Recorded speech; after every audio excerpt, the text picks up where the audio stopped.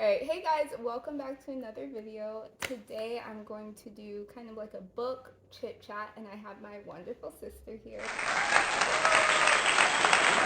We're gonna do a book swap at the end. So yeah, we'll jump right into it. Do you remember the last time you were in a video with me? Yes. You do? It was the hair one, Slightly. right? Oh, was it a hair one? I thought I was talking about Jonah for some reason. Jonah? Yeah.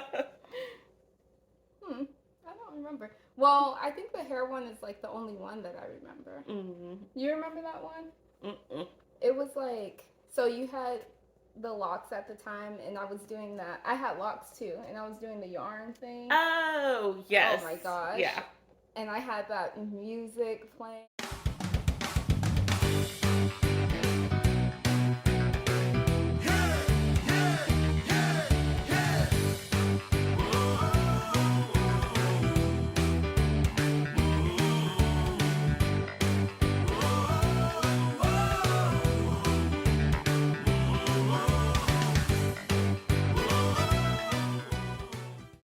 And it was like very not like how YouTube is today.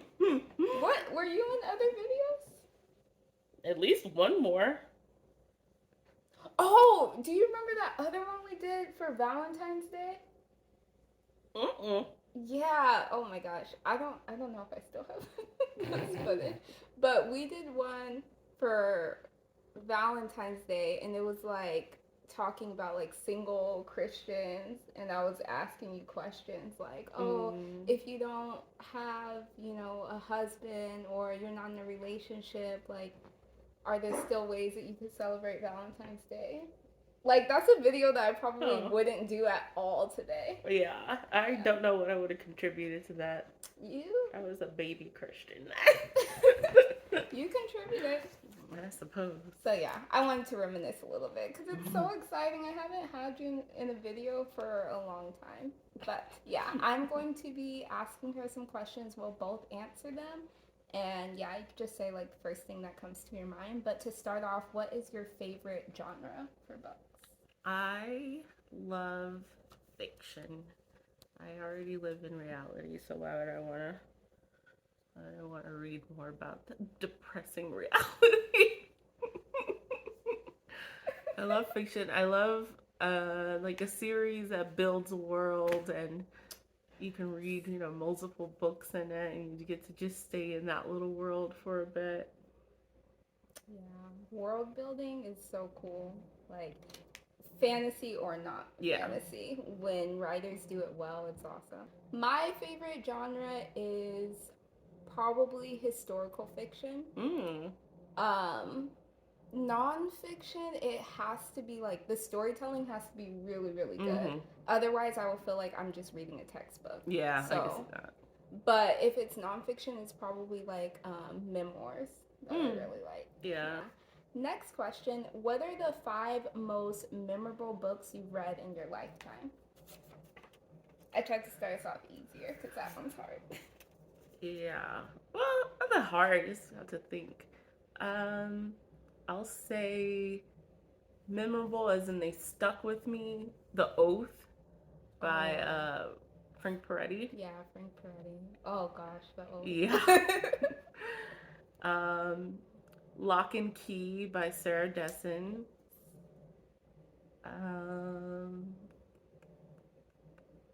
The whole Percy Jackson series. Oh, good one.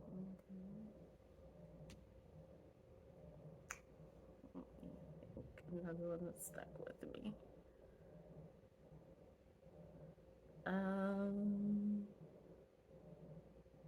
Oh, House of the Scorpion. I forgot who it's by, but yeah, that one really stuck with me. Is that fantasy? Yes. Okay. Yeah. And yeah, the Bible. Yes. That will always be memorable. Yep. For me, I would say 1984 by what is his name? George Orwell. Also Animal Farm. Oh When yeah. I think of Animal Farm to this day, like I'm Mm. still upset. Still upset. Um, Susanna's Garden by Debbie.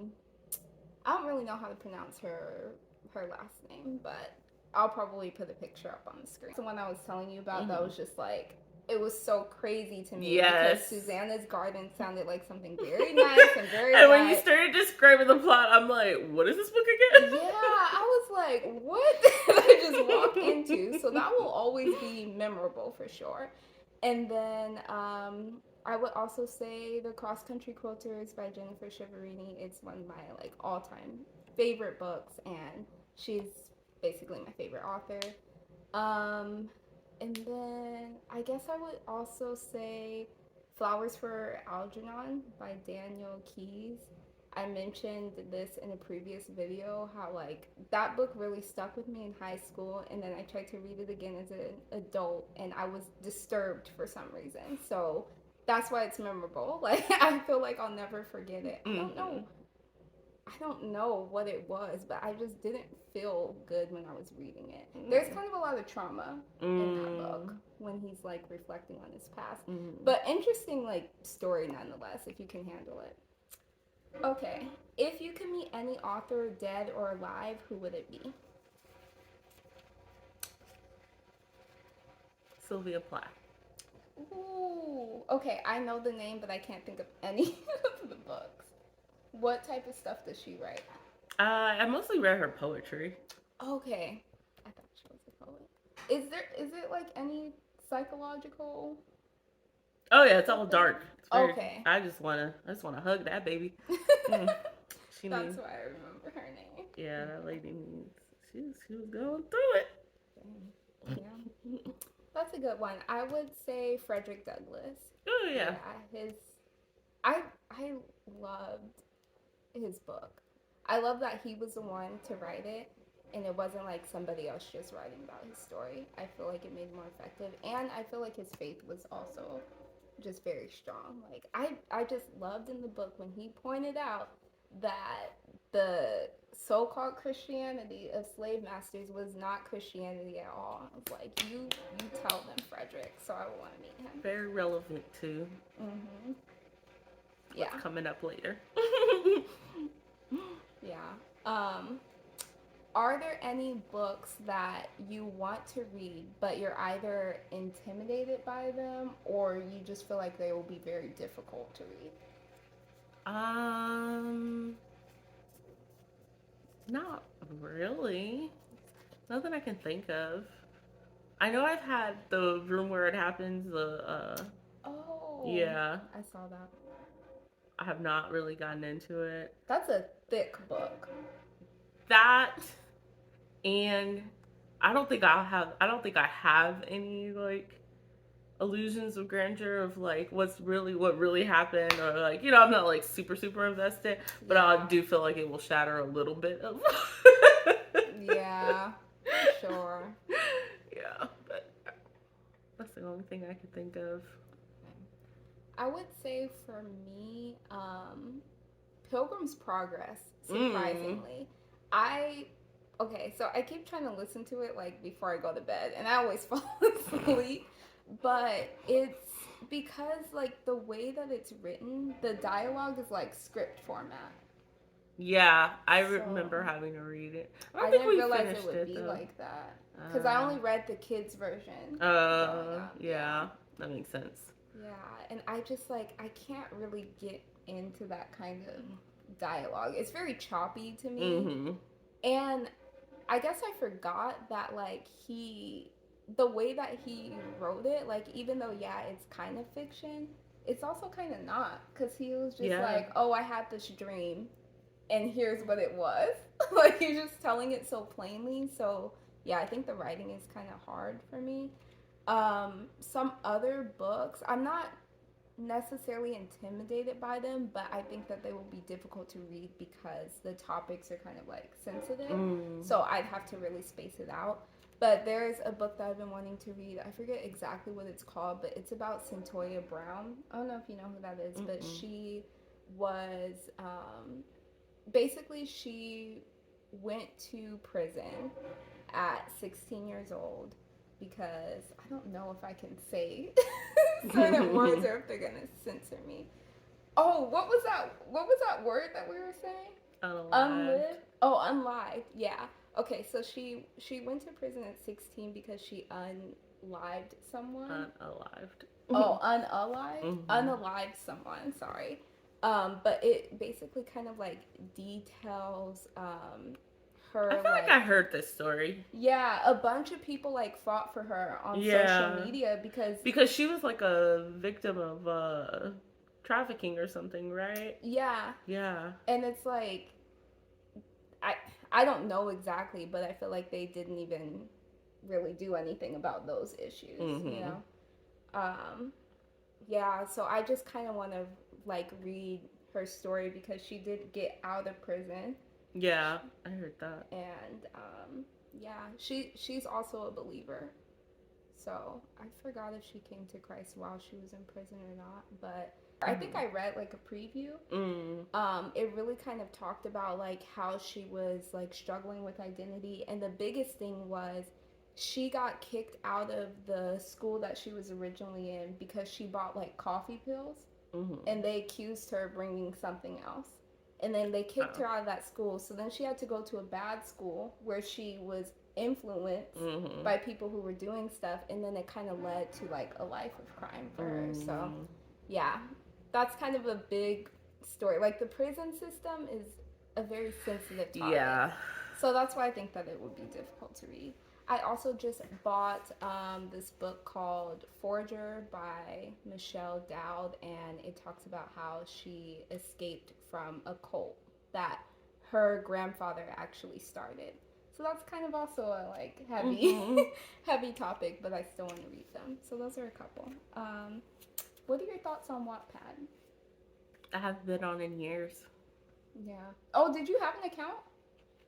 I think I did at one point because my friend was uploading a story that was like semi-inspired by us.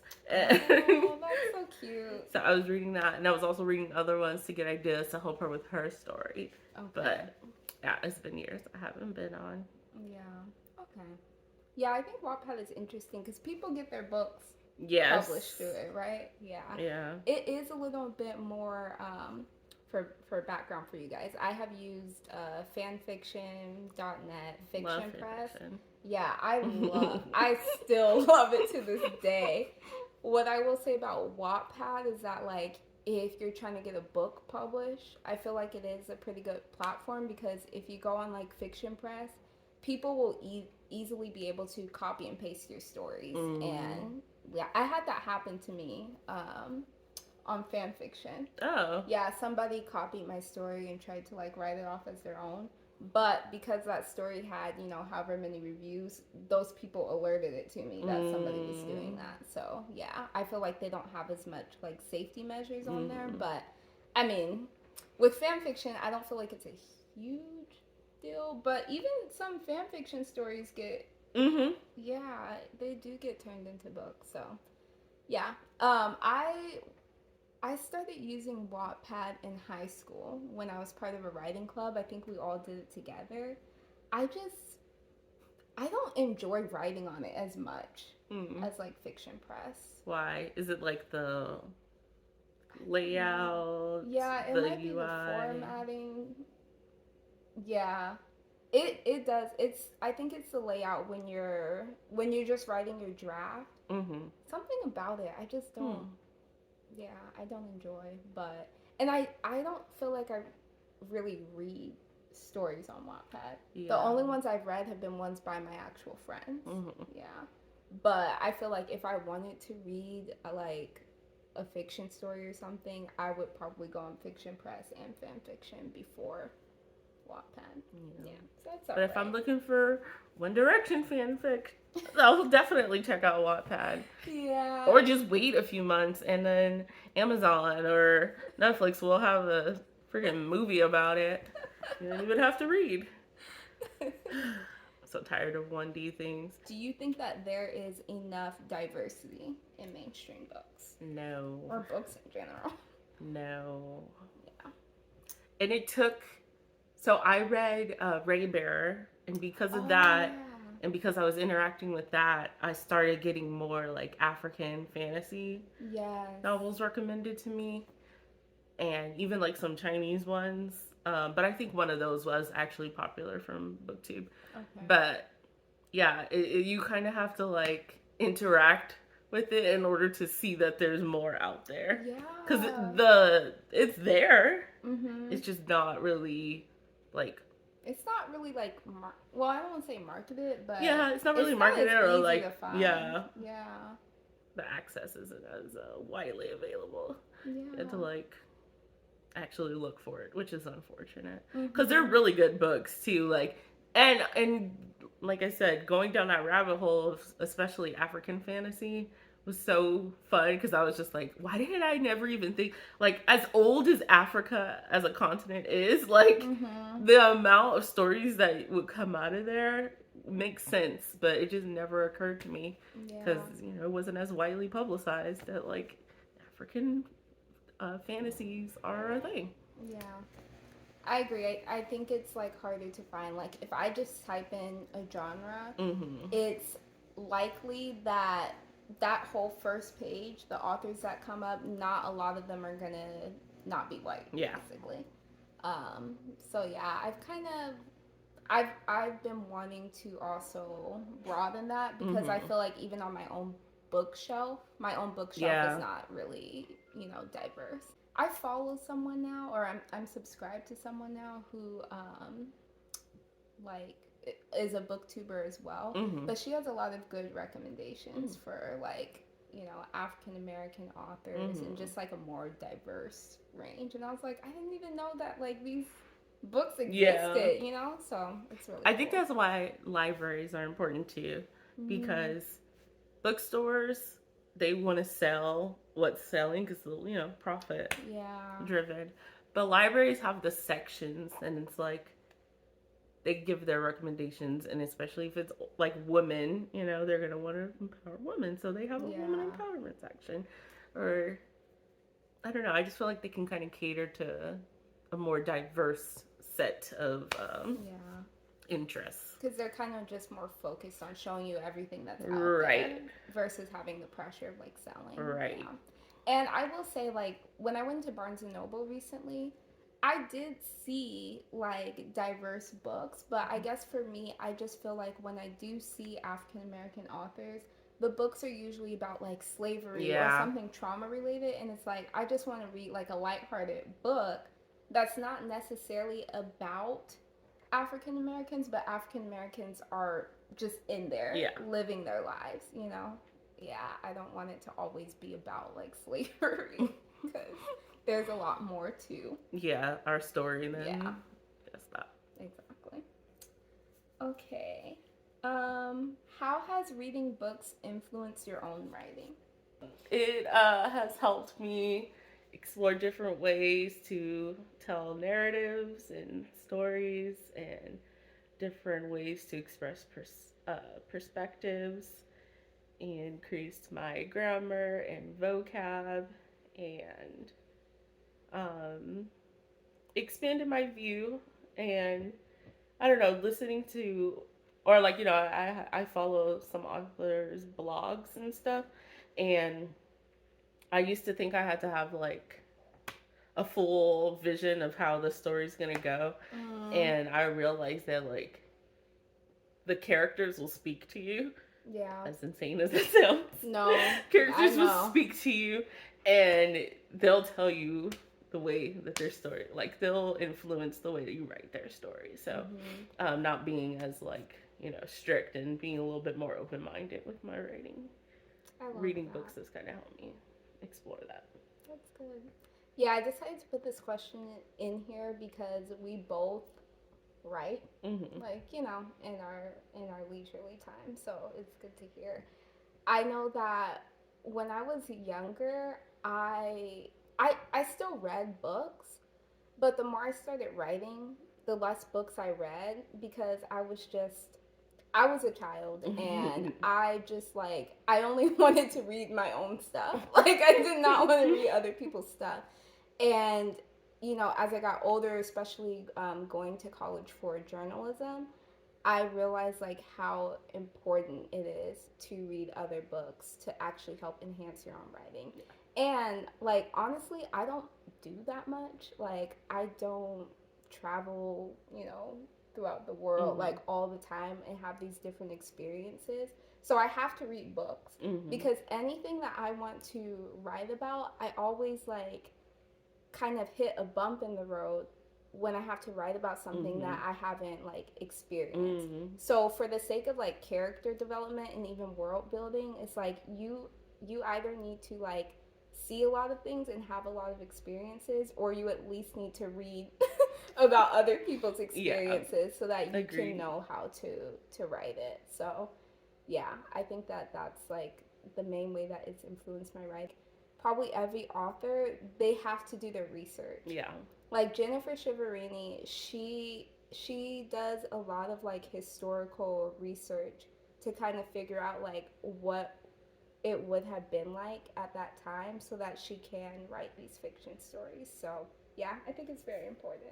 Yeah. Um, I think reading books too can help you um, gather some creative inspiration. Like, I know I'll be reading a book and I'm interested in someone else's perspective, and I feel like the author didn't really explore that as much. And I'm yes. like, well, what about his story? I kind of want to know more about that. And then it's kind of up to you to fill that in for yourself. So Yeah. it's a good creative exercise too.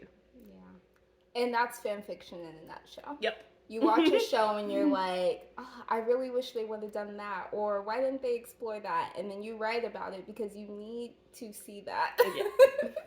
Yeah.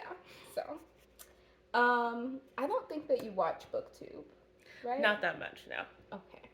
So my question is like, what booktubers inspire you? But I'll just share the ones that inspire me. Sounds So good.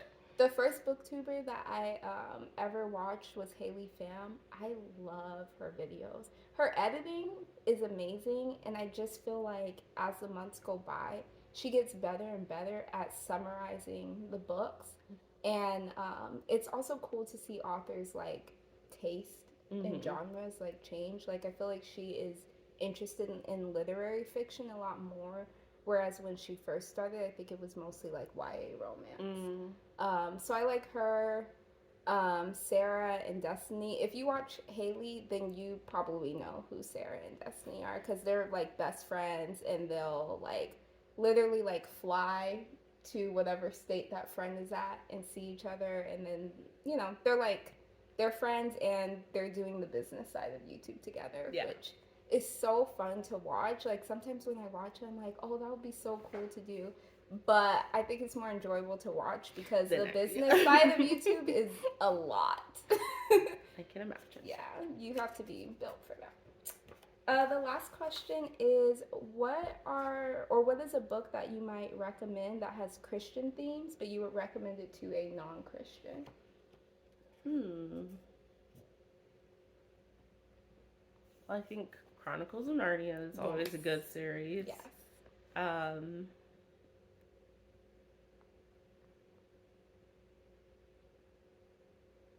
I'm trying to think what I've like recently read that I can recommend. Mm-hmm.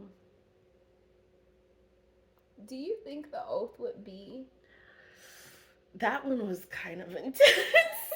It I do like intense, Frank right? Peretti because it's like the symbolism of it isn't like super beat you over the head. If you're Yeah. not like in the know, as a Christian, you would know. Like, Yeah. it's like stuff that you've heard in church and Yeah. youth groups and whatever. But if you're not like, I don't want to say in the scene with Christianity because that feels weird. But if you're not, as they say, super religious, Frank Peretti and the symbolism he uses is easy to digest and understand.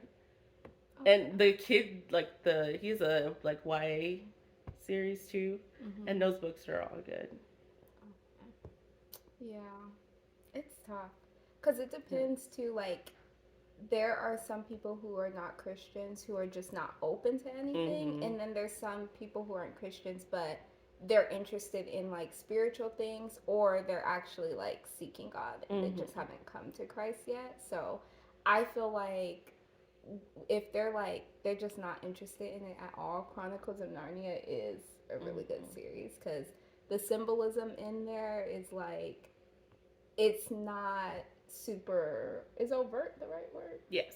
Yeah, it's not super overt. We're gonna do a book swap, and the first book that I'm going to give to my sister, I would probably recommend like if they're open, because it's kind of just like more about people's lives, and then there's like a little bit of romance, but it is like the main character is a believer, so it's not really going to be like symbolism per se. It is going to be pretty like over.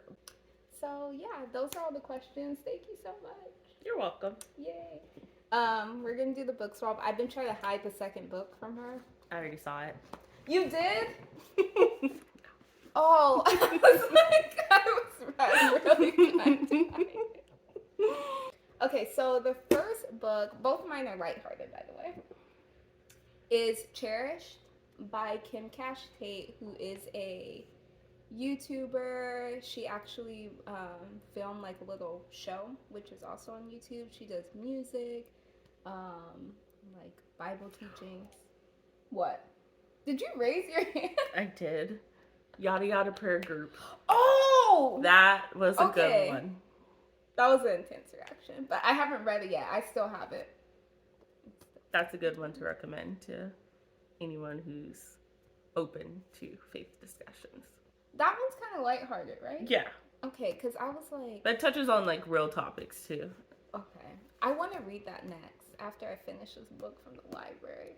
See, that's the only thing that I don't like about getting library books is that I just feel the pressure. Like, I have to finish this right now, and I'm such a slow reader, and I don't always, like, read that book every day. It's much easier for me to get through an audiobook because I can clean, like, I can do whatever I want and still listen to it. But I'm gonna try, guys. Anyway, so this book, it follows a couple characters, but I guess the two main ones are Kelly and Heather Anderson. You can look at the back of it too if you want. Kelly, she has just like, she's been through a lot in her past, which is kind of presenting an obstacle for her future. Like there's opportunities open to her, but she won't take it because of her past. And then there's a little bit of like romance in there because she runs into like someone kind of from her like childhood, someone that she has history with. So it's kind of that whole story of like healing. And then Heather Anderson is like, she is, when you meet her, you're just kind of like, ugh.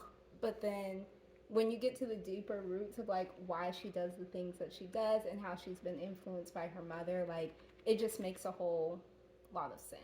So yeah, these characters, first of all, this is like a diverse book too. There's definitely African American characters in here, but the dialogue is very realistic. The topics are it's not a cookie cutter like drama romance book at all. So I really love that.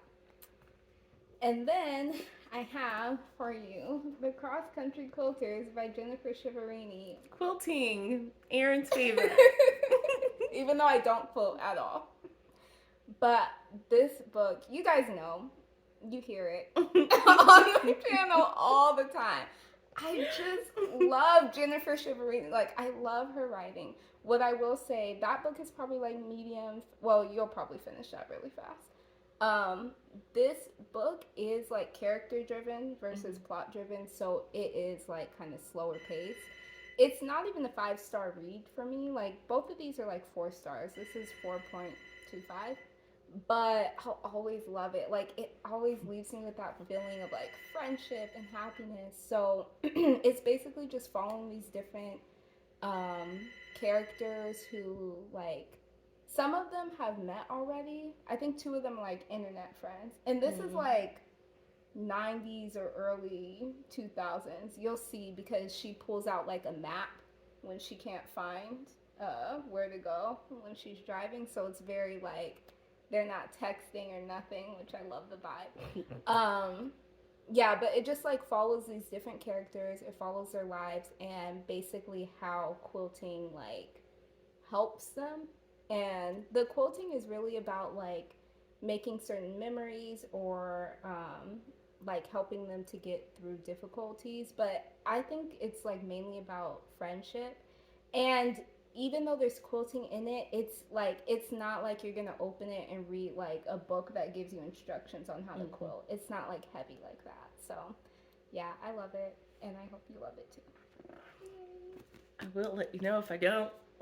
She will. She'll be brutally honest. On the flip side, the books that she got for me are not lighthearted at Well, all. we don't know. I haven't read these yet, but I I know saw by them the title. and immediately They're not lighthearted, you guys. They're probably not. So the first book I have for you is Jesus and John Wayne: How White Evangelicals Corrupted a Faith and Fractured a Nation. Does that sound lighthearted to you guys? Let me know in the comments. It's very informative, at least.